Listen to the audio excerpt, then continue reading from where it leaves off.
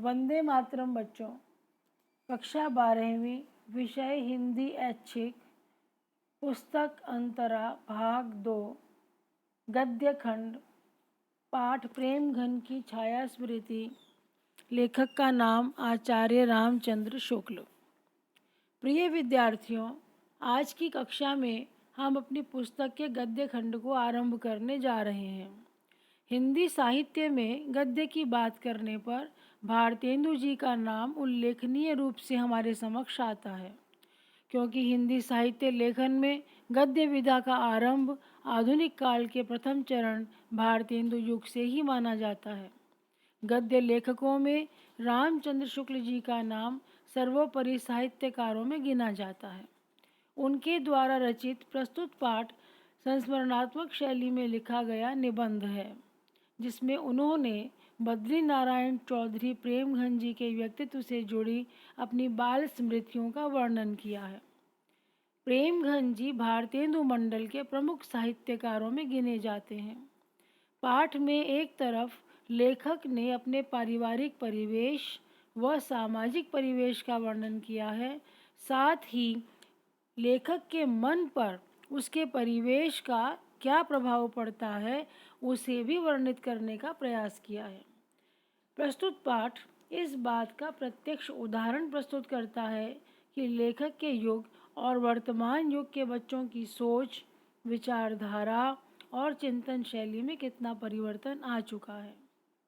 प्रिय विद्यार्थियों, आपके प्रश्न पत्र में गद्य खंड से लेखकों के जीवन पर आधारित प्रश्न भी पूछा जाता है। यह प्रश्न पत्र का अनिवार्य प्रश्न होता है, जिसमें लेखकों का जीवन परिचय, साहित्यिक परिचय, भाषा शैलीगत विशेषताएं व रचनाओं का परिचय देना होता है। अतः आज की कक्षा में हम आचार्य रामचंद्र शुक्ल जी के जीवन परिचय पर चर्चा करेंगे। आचार्य रामचंद्र शुक्ल जी का जन्म उत्तर प्रदेश के बस्ती जिले के अगोना गांव में हुआ था। उनकी आरंभिक शिक्षा उर्दू, अंग्रेज़ी और फारसी में हुई थी। उनकी विधिवत शिक्षा इंटरमीडिएट तक हो पाई और उन्होंने स्वाध्याय द्वारा संस्कृत, अंग्रेज़ी, बंगला और हिंदी के प्राचीन तथा नवीन साहित्य का गंभीरता से अध्ययन किया। आप जान रहे हैं कि रामचंद्र शुक्ल जी अनेक भाषाओं के ज्ञाता थे। कुछ समय तक वे मिर्ज़ापुर के मिशन हाई स्कूल में चित्रकला के अध्यापक रहे। उनकी कर्मस्थली मुख्य रूप से काशी रही। सन 1905 में काशी नागरी प्रचारणी सभा में हिंदी शब्द सागर के निर्माण कार्य में सहायक के पद पर नियुक्त होकर ये काशी आ गए। बाद में काशी हिंदू विश्वविद्यालय में हिंदी के प्राध्यापक बने।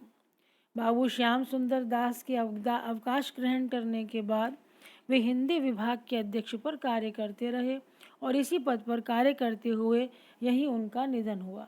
काशी ही उनकी मुख्य रूप से कर्मस्थली बनी रही। उनके साहित्यिक परिचय के अंतर्गत हम देखते हैं कि उन्होंने उच्च कोटि की आलोचनात्मक रचनाएं लिखी, इतिहास से संबंधित पुस्तकें लिखी और ये साहित्यिक चिंतक के रूप में भी उभर कर आते हैं। विज्ञान, दर्शन, इतिहास, भाषा विज्ञान, साहित्य और समाज के विभिन्न पक्षों से संबंधित लेखों, पुस्तकों के मौलिक लेखन, संपादन और अनुभवों के बीच से उनका जो ज्ञान संपन्न व्यापक व्यक्तित्व उभरता है वह बेजोड़ है। उन्होंने भारतीय साहित्य की नई अवधारणा प्रस्तुत की और हिंदी आलोचना का नया स्वरूप विकसित किया। हिंदी साहित्य के इतिहास को व्यवस्थित करते हुए उन्होंने हिंदी कवियों की सम्यक समीक्षा की तथा इतिहास में उनका स्थान निर्धारित किया। आलोचनात्मक लेखन के अलावा उन्होंने भाव और मनोविकार संबंधी उच्च कोटि के निबंधों की भी रचना की। उनकी भाषागत विशेषताओं का अध्ययन करते हुए हम पाते हैं कि उनकी गद्य शैली विवेचनात्मक है, जिसमें विचारशीलता का और सूक्ष्म योजना का और सहृदयता का योग दिखाई पड़ता है।